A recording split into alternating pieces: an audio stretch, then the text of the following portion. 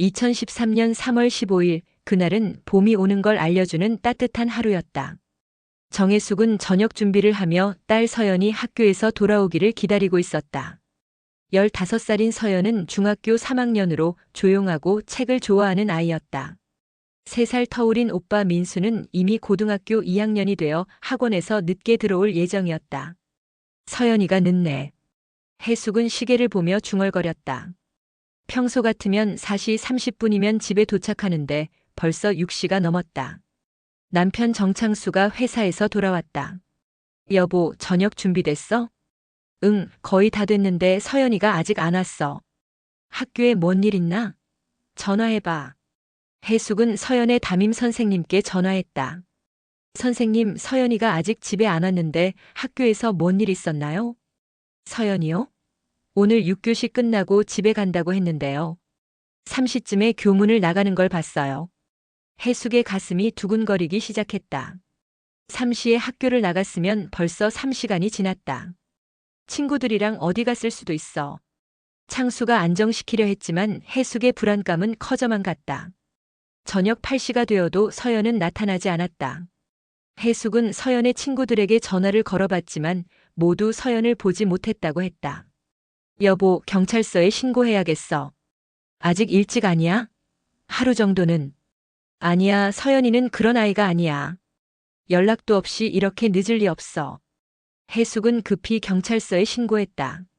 하지만 경찰의 반응은 시큰둥했다. 청소년 가출은 흔한 일이에요. 하루 이틀 기다려보세요. 가출이 아니에요. 우리 딸은 그런 아이가 아니라고요. 혜숙이 울먹였지만 경찰은 별다른 조치를 취하지 않았다. 그날 밤 혜숙은 잠을 이룰 수 없었다.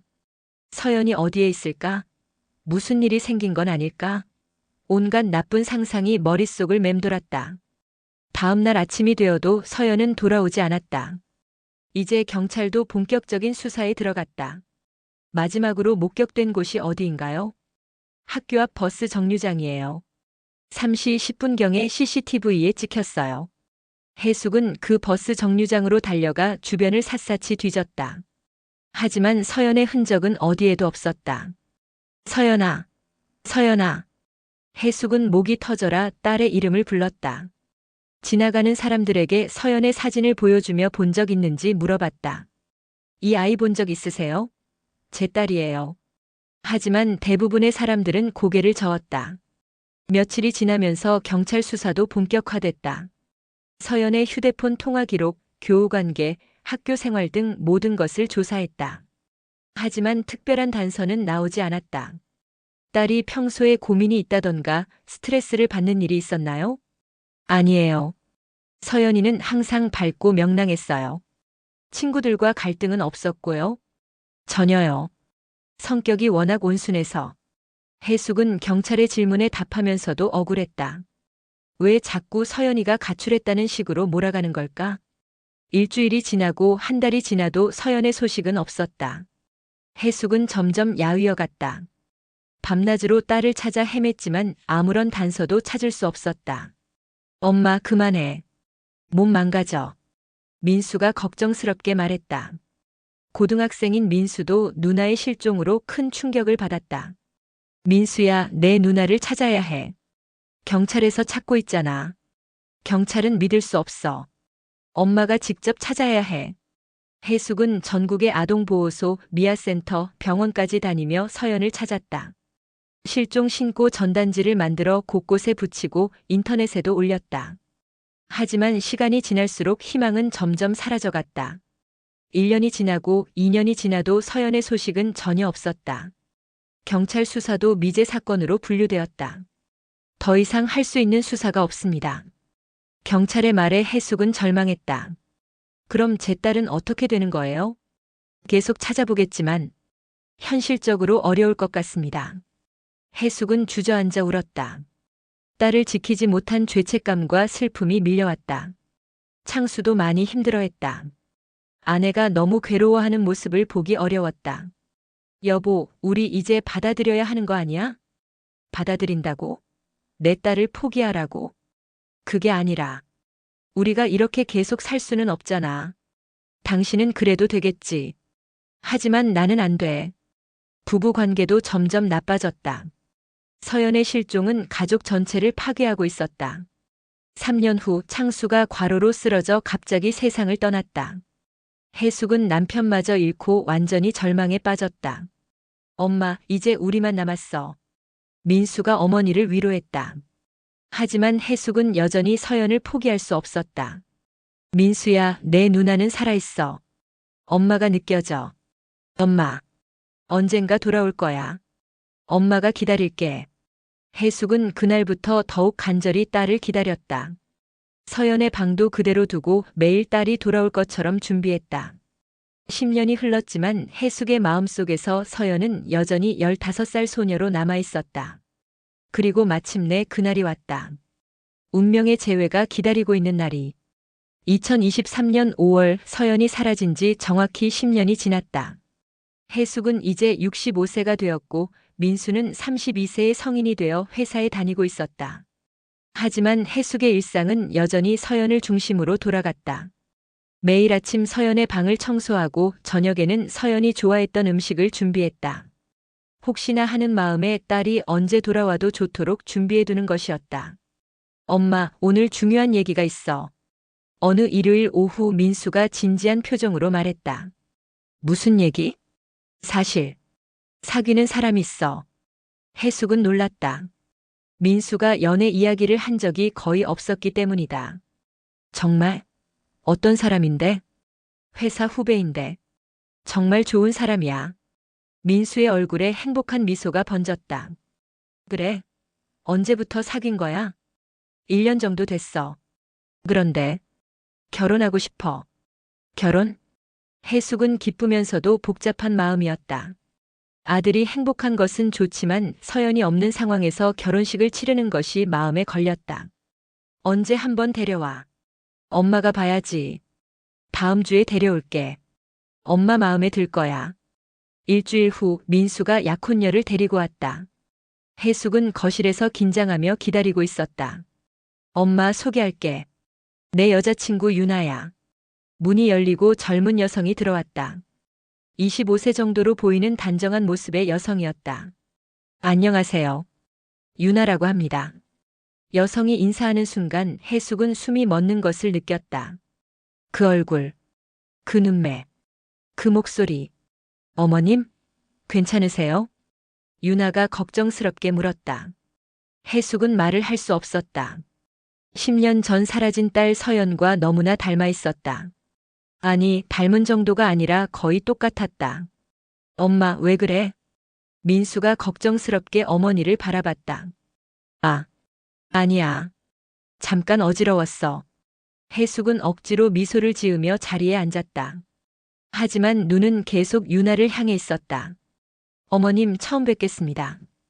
유나가 정중하게 인사했다. 그 목소리마저 서연과 비슷했다. 응, 그래. 민수 얘기 많이 들었어. 해숙은 떨리는 목소리로 대답했다. 민수 오빠가 어머님 자랑을 많이 하셨어요. 유나는 밝게 웃었다. 그 웃음까지도 서연과 똑같았다. 식사 시간 내내 해숙은 유나를 관찰했다. 젓가락을 드는 방식, 말하는 습관, 심지어 웃을 때 나타나는 작은 보조개까지 모든 것이 서연과 일치했다. 설마 서연이가? 하지만 동시에 이상한 점도 있었다. 서연이었다면 자신을 알아봐야 하는데 유나는 전혀 알아보는 기색이 없었다.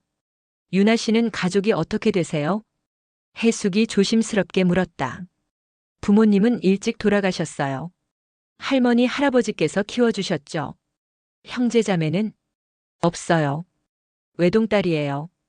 해숙의 가슴이 쿵 떨어졌다. 서연이에게는 오빠가 있었는데. 어디서 자라셨어요? 부산에서요. 거기서 쭉 살다가 대학 때 서울 올라왔어요. 부산? 서연이는 서울에서 태어나고 자랐는데. 해숙은 혼란스러웠다. 얼굴은 서연과 똑같은데 신상 정보는 전혀 달랐다. 그럼 나이가 어떻게 되세요? 25이에요. 25세면 서연이가 지금 살아있다면 딱 그 나이였다. 저녁이 끝나고 유나가 돌아간 후 해숙은 민수를 붙잡았다. 민수야, 유나에 대해 더 자세히 알아봤어? 뭘 더 알아봐요? 좋은 사람이면 됐죠. 가족사나 어린 시절 이야기는 들어봤어? 그런 건 중요하지 않아요. 민수는 대수롭지 않게 생각했다. 민수야, 엄마가 보기에는. 뭐요? 해숙은 말을 멈췄다. 내 여자친구가 내 누나 같다고 할 수는 없었다. 아니야, 아무것도 아니야. 그날 밤 해숙은 잠을 이룰 수 없었다. 유나의 얼굴이 계속 떠올랐다. 서연의 어린 시절 사진과 너무나 닮아 있었다. 하지만 설마. 해숙은 자신의 생각을 부정하려 했다. 세상에 닮은 사람은 많다고. 단지 우연의 일치일 뿐이라고. 하지만 마음 한편으로는 희망이 생겼다. 혹시, 정말 혹시나 유나가 서연이라면? 다음 날부터 해숙은 유나에 대해 더 알아보기 시작했다. 하지만 조심스럽게 민수가 눈치채지 못하도록. 며칠 후 민수가 또 유나를 데리고 왔다. 어머님 안녕하세요. 유나는 이번에도 밝게 인사했다. 그래, 또 왔구나.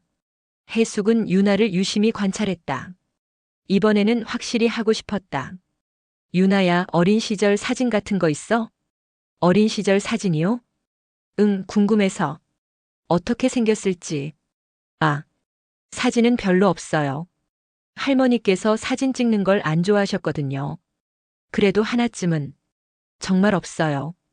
유나의 대답이 너무 단호했다. 마치 의도적으로 숨기는 것 같았다. 해숙의 의심은 더욱 커졌다.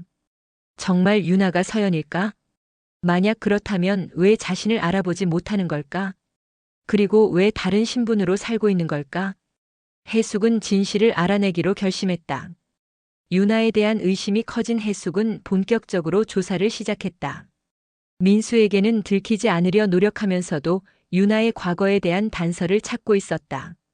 민수야, 유나가 다니는 회사가 어디라고 했지? 왜요? 그냥. 어떤 일 하는지 궁금해서. 광고회사요. 디자이너로 일해요. 해숙은 그 회사에 대해 알아봤다.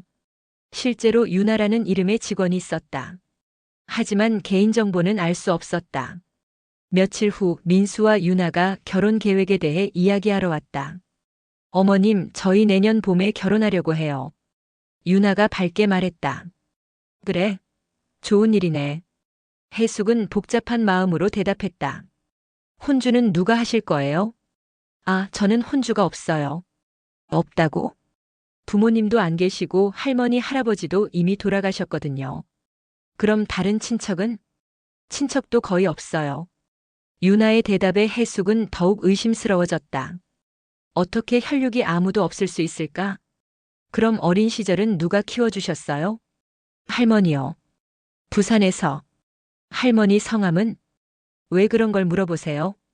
유나의 표정이 순간 경직됐다. 그냥 인사라도 드려야 하지 않을까 해서. 이미 돌아가셨다고 했잖아요. 유나의 대답이 차갑게 느껴졌다. 그날 이후 해숙은 더욱 적극적으로 유나의 과거를 조사했다. 부산 지역의 호적 자료도 알아보고 유나가 다녔다는 학교에도 문의해봤다. 하지만 이상한 점들이 계속 발견됐다. 부산에서 유나라는 이름으로 학교를 다닌 기록이 없었다. 호적 자료도 10년 전부터만 존재했다. 뭔가 이상해. 해숙은 확신이 섰다. 유나의 과거에는 분명 숨겨진 무언가가 있다. 며칠 후 해숙은 유나를 단둘이 만나자고 했다.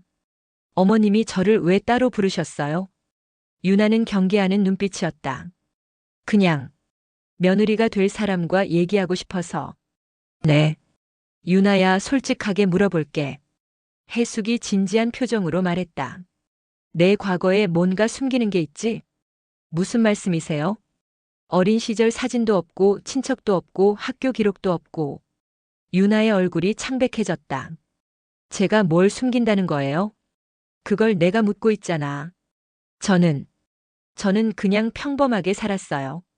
평범하게? 증명할 수 있어? 해숙의 추궁에 유나는 당황했다. 어머님, 왜 이러세요? 제가 뭘 잘못했나요? 잘못했다는 게 아니라. 해숙은 망설이다가 결정적인 질문을 던졌다. 혹시 내 이름이 원래 서연이었나? 유나의 표정이 완전히 굳어졌다.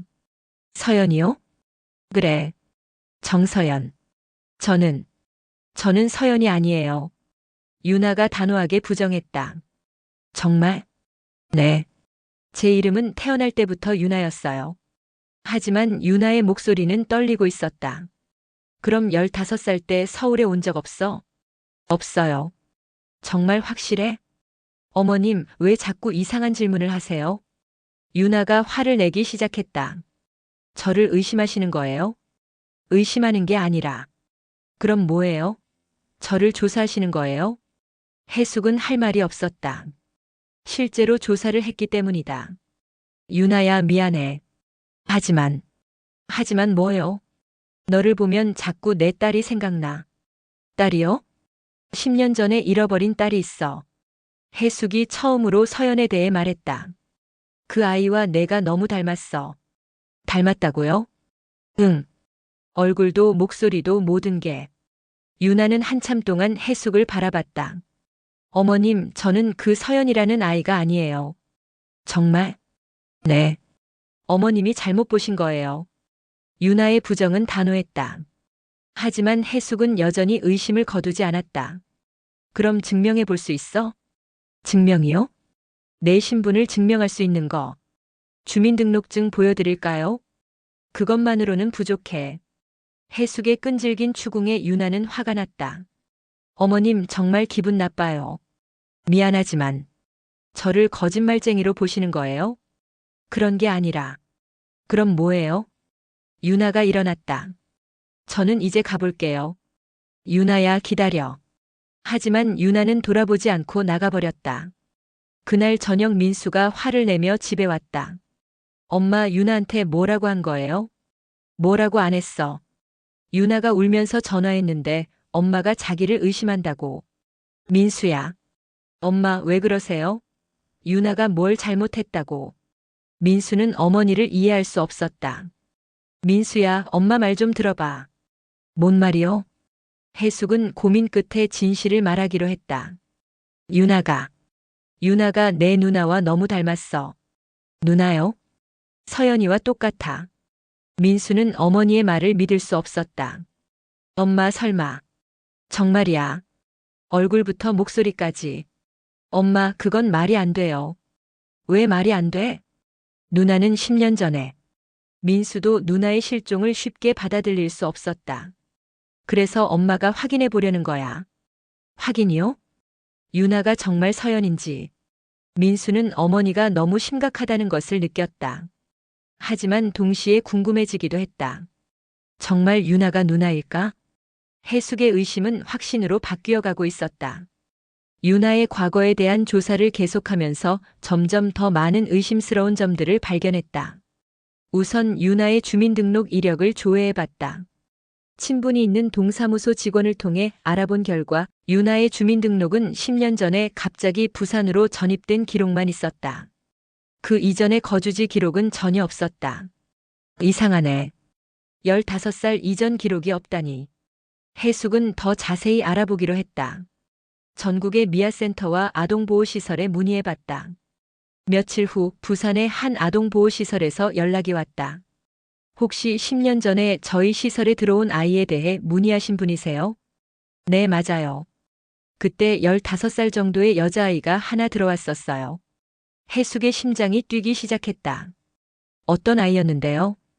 기억을 잃은 상태였어요. 자신이 누군지 어디서 왔는지 전혀 기억하지 못했어요. 기억을? 네. 그래서 새로운 이름을 지어줬죠. 유나라고. 해숙은 숨이 멎을 것 같았다. 그 아이의 특징을 말씀해 주실 수 있나요? 키가 155cm 정도였고 왼쪽 팔에 작은 흉터가 있었어요. 해숙은 전화를 끊고 서연의 의료 기록을 꺼냈다. 서연도 어릴 때 넘어져서 왼쪽 팔에 흉터가 있었다. 맞아. 해숙은 확신했다. 유나가 바로 서연이었다. 하지만 왜 서연이 기억을 잃었을까? 그리고 누가 부산으로 데려간 걸까? 해숙은 더 깊이 파고들기 시작했다. 10년 전 서연이 실종된 날의 CCTV를 다시 확인해 봤다. 당시 경찰 수사 자료를 구해서 자세히 분석했다. 그런데 이상한 점을 발견했다. 서연이 마지막으로 목격된 버스 정류장 근처에 검은색 승용차가 계속 맴돌고 있었다. 하지만 당시 경찰은 이 차량에 대해 별다른 수사를 하지 않았다. 해숙은 그 차량의 번호판을 확대해서 확인해 봤다. 흐릿하지만 몇 개 숫자는 보였다. 이 차가 서연이를 데려간 걸까? 해숙은 사설 탐정을 고용해서 이 차량에 대해 조사해달라고 요청했다. 며칠 후 결과가 나왔다. 이 차량은 10년 전 김철수라는 사람 명의로 되어 있었습니다. 김철수? 네. 그런데 이 사람이. 탐정이 망설였다. 뭔가요? 고인의 남편과 사업을 함께 했던 사람입니다. 해숙은 충격을 받았다. 창수의 사업 파트너였던 김철수? 그 사람이 서연을 데려간 거였나? 더 자세히 알아봐 주세요. 알겠습니다. 일주일 후 더 충격적인 사실이 밝혀졌다. 김철수는 창수와 사업을 하다가 큰 손해를 봤다. 그래서 창수를 원망하고 있었다는 것이다. 복수 목적으로 딸을 납치했을 가능성이 높습니다. 그럼 서연이를 부산의 브로커에게 넘겨서 신분을 바꿔준 것 같습니다. 해숙은 모든 퍼즐이 맞춰지는 것을 느꼈다. 서연이 납치되어 부산으로 보내지고 기억을 잃게 만들어진 것이다. 하지만 어떻게 기억을 잃게 할 수 있나요? 약물이나 정신적 충격을 이용하면 가능합니다. 해숙은 분노했다. 무고한 아이에게 어떻게 그런 짓을 할 수 있을까? 그날 밤 해숙은 유나에게 전화했다. 유나야, 나야. 어머님, 만나서 얘기할 수 있을까? 뭔 얘기요? 중요한 얘기야. 다음 날 오후 두 사람은 조용한 카페에서 만났다. 유나야, 내가 너에 대해 조사를 했어. 조사요? 응. 그리고 알아냈어. 해숙이 조사 결과를 유나에게 보여줬다. 이게 뭐예요?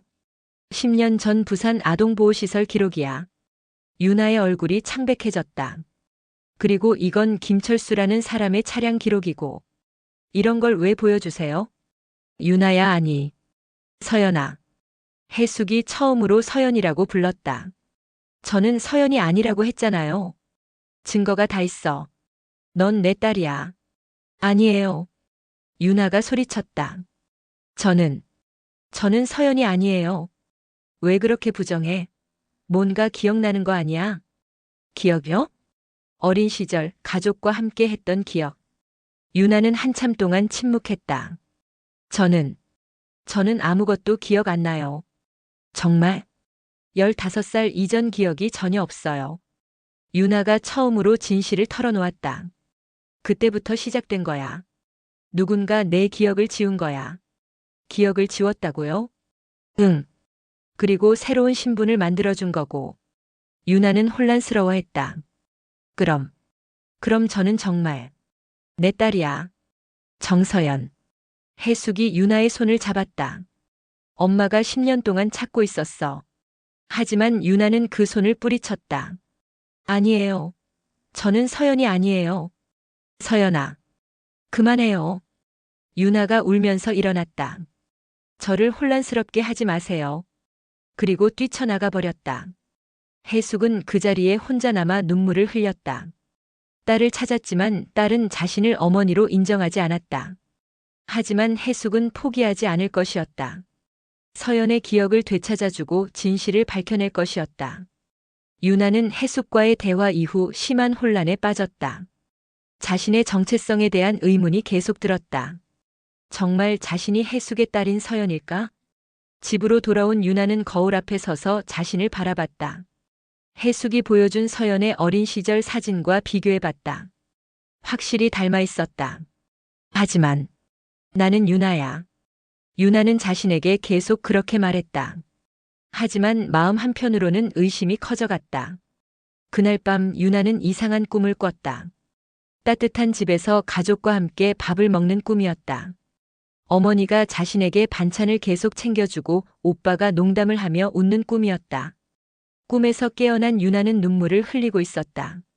이게 기억인가? 유나는 혼란스러웠다. 지금까지 15살 이전의 기억이 전혀 없다고 생각했는데 이런 꿈들이 자주 나타났다. 다음 날 유나는 부산에 있는 아동보호시설을 찾아갔다. 자신의 과거를 확인하고 싶었다. 10년 전 여기 있었던 유나라는 아이요? 시설장이 유나를 보며 놀랐다. 아, 정말 유나구나. 많이 컸네.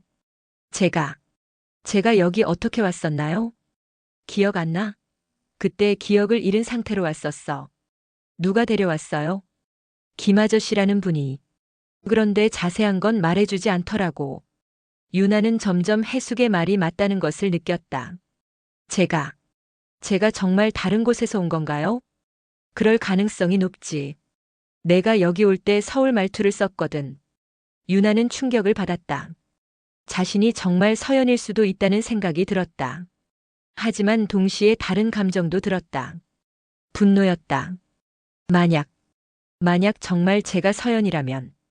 유나는 해숙의 얼굴을 떠올렸다. 왜 날 찾지 못했어? 10년 동안 뭐 했어? 유나의 마음속에 원망이 생겼다. 만약 정말 자신이 서연이라면 해숙은 왜 자신을 찾지 못했을까? 왜 10년이나 걸렸을까? 나를 버린 거 아니야?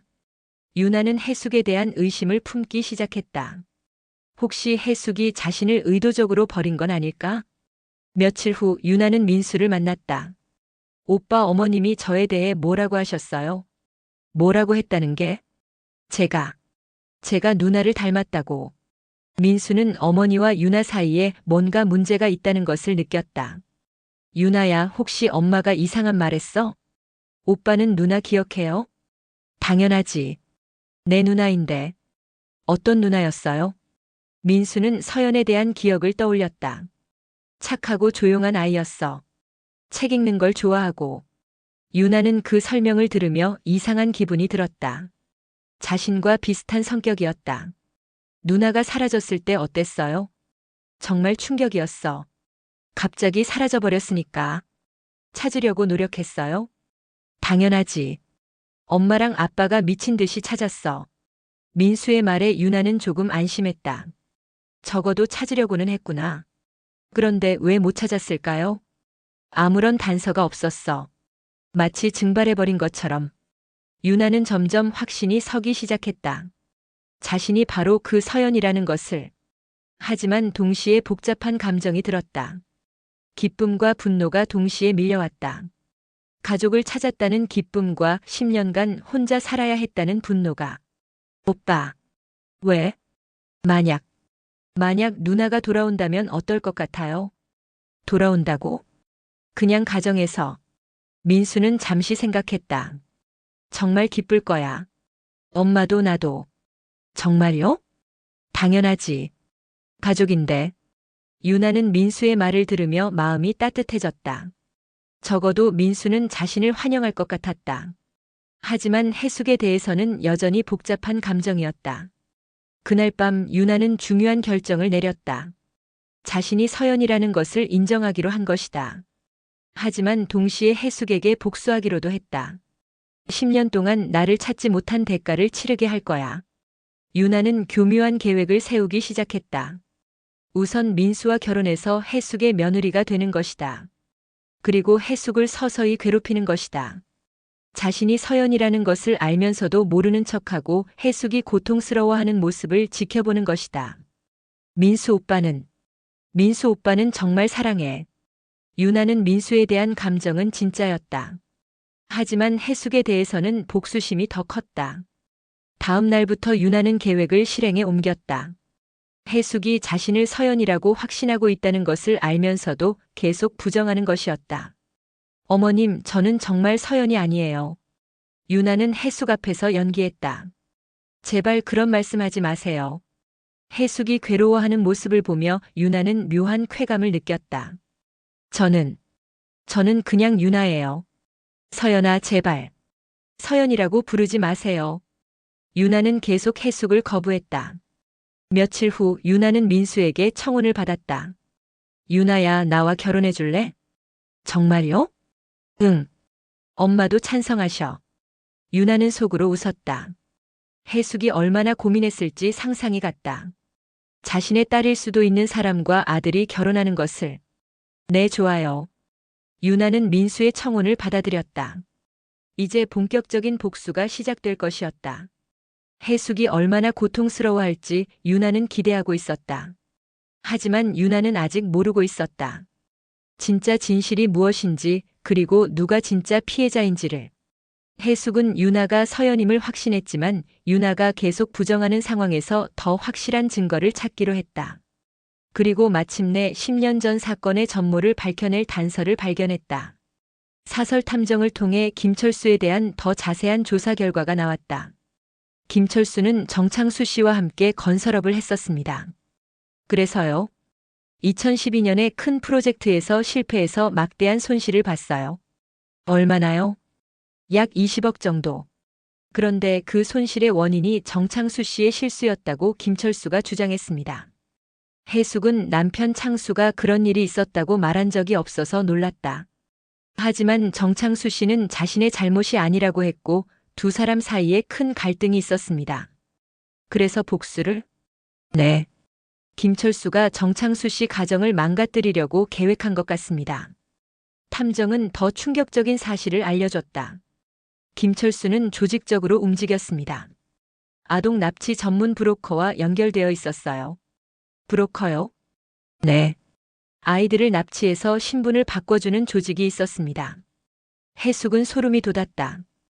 그런 조직이 실제로 존재한다니. 그 조직이 서연이를 납치해서 부산으로 보낸 거군요. 그뿐만 아닙니다. 기억을 조작하는 기술도 가지고 있었어요. 기억 조작이요? 특수한 약물과 최면을 이용해서 기억을 지우고 새로운 기억을 심어주는 거죠. 해숙은 모든 것이 이해됐다. 서연이 왜 자신을 기억하지 못하는지, 왜 다른 신분으로 살고 있는지. 그럼 서연이는 피해자인 거네요. 그렇습니다. 그 아이는 아무 잘못이 없어요. 해숙은 눈물이 났다. 자신의 딸이 그런 끔찍한 일을 당했다니. 김철수는 지금 어디 있나요? 3년 전에 사망했습니다. 간암으로. 죽었다고요? 네. 그래서 더 이상 처벌할 수도 없고요. 해숙은 분노했다. 그 악인이 처벌받지도 않고 죽었다니.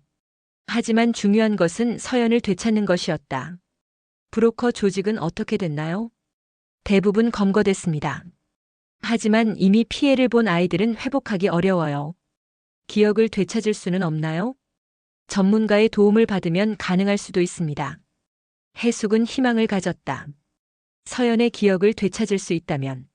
며칠 후 해숙은 정신과 전문의를 만났다. 기억 조작 피해자를 치료해 본 적 있으신가요? 몇 번 있습니다. 하지만 쉽지 않아요. 어떻게 해야 하나요? 우선 본인이 치료받겠다는 의지가 있어야 해요. 만약 본인이 거부한다면 강제로는 어렵습니다. 해숙은 난감했다. 유나가 자신을 서연이라고 인정하지 않는 상황에서 어떻게 치료를 받게 할까? 그때 의사가 조언했다. 주변 환경을 통해 자연스럽게 기억을 자극하는 방법도 있어요. 어떤 방법이요? 과거의 물건이나 장소, 사람들을 통해서요. 해숙은 그 방법을 시도해 보기로 했다. 집으로 돌아온 해숙은 서연의 방을 정리했다. 10년 동안 그대로 둔 서연의 물건들을 꺼내봤다. 서연이 좋아했던 인형, 책, 옷가지들. 모든 것이 그대로 있었다. 이런 것들을 보면 기억이 날까? 해숙은 유나를 서연의 방으로 데려가기로 계획했다. 며칠 후 유나가 민수와 함께 집에 왔다. 어머님 안녕하세요. 유나는 여전히 차갑게 인사했다. 유나야, 잠깐 엄마 방 좀 봐줄래? 방요? 응, 정리하는 걸 도와줬으면 해서. 해숙은 유나를 서연의 방으로 데려갔다. 방문을 열자 유나는 깜짝 놀랐다. 이게 뭐예요? 방 안에는 소녀의 물건들이 가득했다. 분홍색 커튼, 인형들, 책상. 누구 방이에요? 서연이 방이야. 해숙이 조심스럽게 말했다. 서연이요? 내 딸. 사라진 딸의 방이야. 유나는 방 안을 둘러봤다. 이상하게 친숙한 느낌이 들었다. 이 인형. 유나가 곰 인형을 들어봤다. 순간 머리가 어지러웠다. 괜찮아? 네. 그냥 좀 어지러워서. 유나는 인형을 다시 내려놓았다. 이 방을 왜 그대로 두셨어요? 서연이가 돌아올 때까지. 해숙의 말에 유나는 묘한 감정을 느꼈다. 10년 동안 응. 매일 청소하고 정리했어. 유나는 해숙의 정성을 느꼈다. 하지만 동시에 복잡한 감정도 들었다. 이렇게 기다렸으면서 왜 찾지 못했을까? 유나는 여전히 해숙을 원망하고 있었다. 어머님, 저는 이제 가볼게요. 유나야, 잠깐. 하지만 유나는 서둘러 나가버렸다. 그날 밤 유나는 이상한 꿈을 또 꿨다. 분홍색 방에서 곰 인형과 놀고 있는 꿈이었다. 꿈에서 깨어난 유나는 혼란스러웠다. 저 인형, 왜 익숙했을까? 유나는 점점 자신의 정체에 대해 확신이 서기 시작했다. 하지만 여전히 해숙에 대한 원망은 사라지지 않았다. 나를 찾지 못한 건 사실이잖아. 유나는 복수 계획을 계속 진행하기로 했다. 하지만 이제 진실을 알게 된 만큼 더욱 교묘하게 해숙을 괴롭힐 생각이었다. 자신이 서연이라는 것을 알면서도 끝까지 부정하고 해숙이 고통스러워하는 모습을 지켜볼 것이었다. 그것이 10년간 자신을 찾지 못한 해숙에 대한 복수라고 생각했다. 하지만 유나는 아직 모르고 있었다. 해숙이 얼마나 간절히 자신을 찾았는지, 그리고 진짜 아기는 따로 있었다는 것을. 유나와 민수의 결혼식이 한 달 앞으로 다가왔다. 해숙은 복잡한 마음으로 준비를 하고 있었다. 딸일 수도 있는 사람이 아들과 결혼한다는 것이 현실로 다가오고 있었다. 어느 날 오후 해숙은 더 이상 참을 수 없어 유나를 다시 불렀다. 이번에는 모든 증거를 가지고 대면하기로 했다. 유나야, 엄마가 너에게 보여줄 게 있어. 뭐요? 유나는 여전히 차가운 표정이었다. 해숙은 사설 탐정이 조사한 모든 자료를 유나 앞에 펼쳤다. 김철수의 사진, 납치 당일의 CCTV, 부산 아동보호시설 기록, 그리고 기억 조작에 대한 전문가 의견서까지. 이게 다 뭐예요? 유나는 당황했지만 애써 태어난 척했다. 10년 전 내가 납치됐을 때의 모든 기록이야. 해숙이 하나하나 설명했다. 이 사람이 김철수야.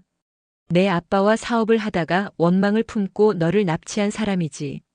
유나는 김철수의 사진을 보는 순간 머리가 아팠다. 어디선가 본 것 같은 얼굴이었다. 그리고 이건 내가 부산으로 옮겨진 기록이고 이건 기억 조작에 대한 자료야. 해숙의 설명을 들으며 유나는 점점 혼란스러워졌다. 서연아, 넌 피해자야. 아무 잘못이 없어. 저는 유나가 말을 잇지 못했다.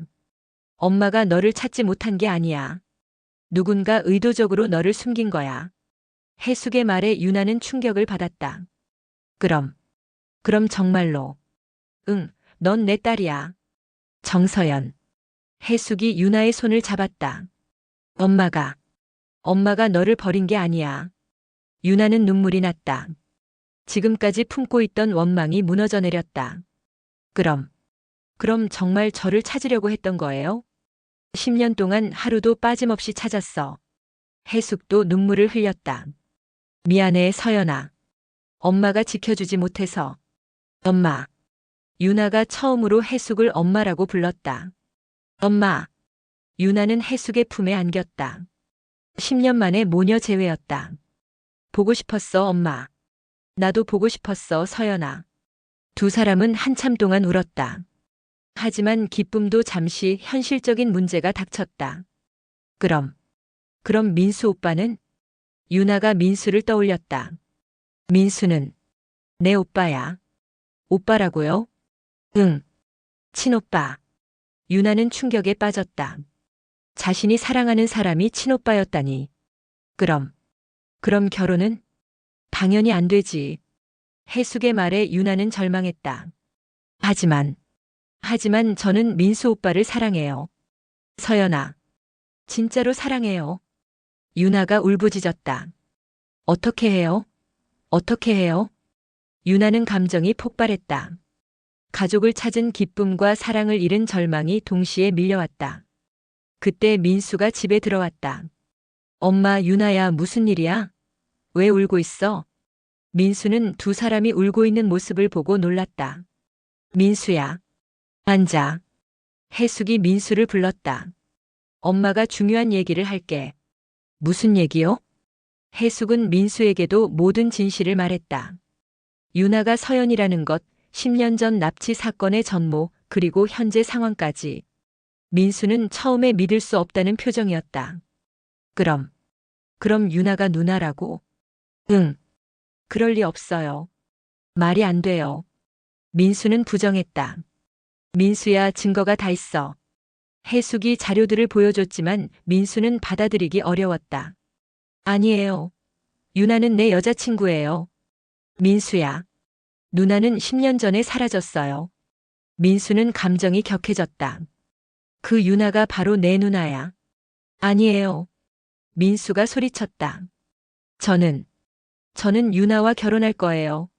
민수야, 그럴 수 없어. 왜요? 왜 안 돼요? 남매끼리 어떻게 결혼해? 해숙의 말에 민수는 현실을 깨달았다. 그럼 우리는. 민수도 절망에 빠졌다. 민수 오빠. 유나가 민수에게 다가갔다. 오빠라고 부르지 마. 민수가 유나를 밀쳤다. 너는 내 여자친구야. 오빠 미안해요. 미안하다고? 뭐가 미안해? 민수는 혼란스러워했다. 나는 내가 누나인지 몰랐어. 저도 몰랐어요. 그럼 지금까지는 뭐였어? 우리 사랑은 뭐였어? 민수의 질문에 유나는 대답할 수 없었다. 우리가 남매였다고? 민수는 받아들일 수 없었다. 자신의 아내가 누나였다는 충격에 민수는 정신적으로 무너졌다. 아니야. 이건 꿈이야. 민수가 중얼거렸다. 민수야, 진정해. 진정하라고요?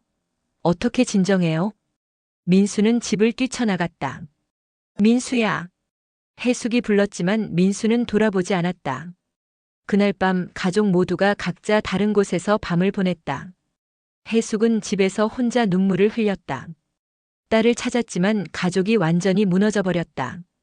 유나는 호텔에서 혼자 있었다. 가족을 찾은 기쁨과 사랑을 잃은 슬픔이 교차했다. 민수는 친구 집에서 술을 마시며 현실을 도피하려 했다. 모든 관계가 붕괴될 위기에 놓인 상황이었다. 과연 이 가족은 다시 하나가 될 수 있을까? 며칠 동안 각자 다른 곳에서 지낸 가족들이 다시 모인 것은 일주일 후였다. 해숙이 먼저 용기를 내어 유나와 민수를 불렀다. 우리 다시 이야기해보자. 셋이 거실에 앉았지만 분위기는 무겁기만 했다. 민수는 여전히 유나를 받아들이기 어려워했고 유나는 죄책감에 시달리고 있었다. 민수야, 서연아. 해숙이 먼저 입을 열었다.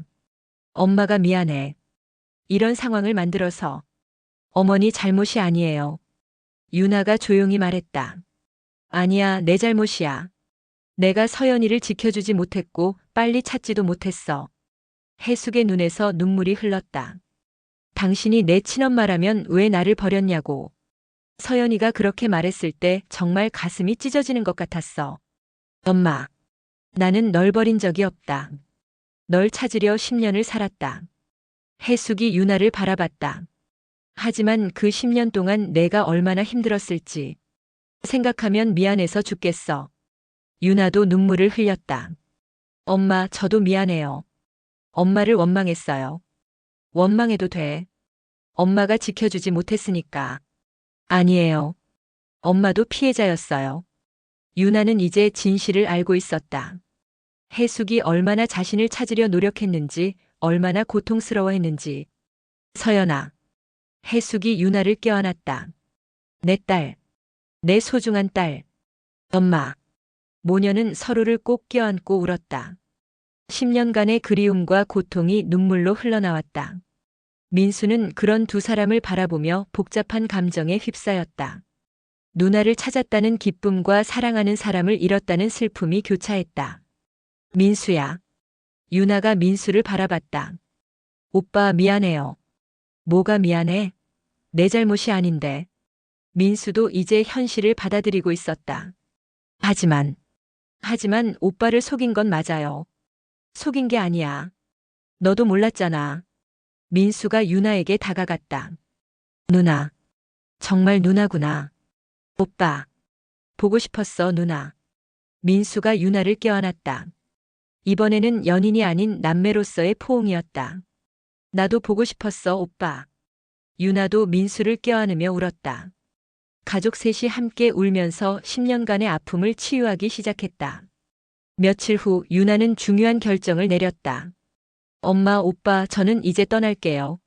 어디로? 외국으로 갈 거예요. 새로운 시작을 하고 싶어요. 해숙은 놀랐다. 왜? 이제 가족이 됐는데. 지금은 너무 복잡해요. 시간이 필요해요. 유나의 결정은 확고했다. 그리고 민수 오빠와 저는 시간이 필요해요. 민수도 유나의 결정을 이해했다. 그래. 그게 좋을 것 같아. 언제 돌아올 거야?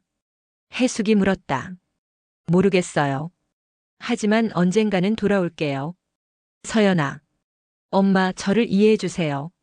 해숙은 아쉬웠지만 유나의 결정을 받아들였다.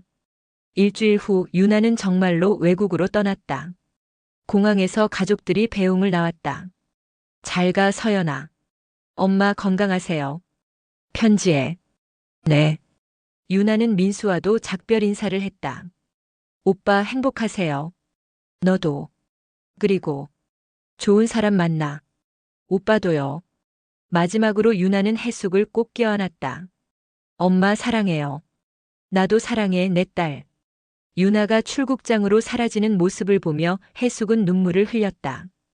딸을 다시 보내는 것이 아쉬웠지만 이번에는 유나 자신의 선택이었다. 6개월 후 유나에게서 편지가 왔다. 엄마, 저는 잘 지내고 있어요. 새로운 이름으로 새로운 삶을 시작했어요. 과거의 아픔은 이제 추억이 되었어요. 엄마도 건강하게 지내세요. 사랑해요. 해숙은 편지를 읽으며 미소 지었다. 딸이 행복하다니 그것만으로도 충분했다. 어느 일요일 오후 해숙은 바다가 보이는 공원에 앉아 있었다. 손에는 서연의 어린 시절 사진을 들고 있었다. 서연아, 엄마는 행복해. 해숙이 사진에 대고 말했다. 내가 살아있다는 것만으로도 충분해. 바다 위로 해가 지고 있었다. 해숙은 그 노을을 바라보며 평안함을 느꼈다. 10년간의 고통은 끝났다. 이제는 새로운 시작이었다. 멀리 외국에서 유나도 같은 노을을 보고 있었다. 그녀는 이제 과거의 상처를 딛고 새로운 삶을 살아가고 있었다. 가족의 사랑은 시간과 거리를 뛰어넘는다. 비록 함께 있지는 않지만 서로를 사랑하고 있다는 것만으로도 충분했다. 해숙은 서연의 사진을 가슴에 안고 집으로 돌아갔다. 오늘도 딸이 언젠가 돌아올 그날을 기다리며 하루를 마무리할 것이다. 하지만 이제는 절망이 아닌 희망으로, 슬픔이 아닌 사랑으로 기다릴 것이다. 그것이 진정한 어머니의 사랑이었다.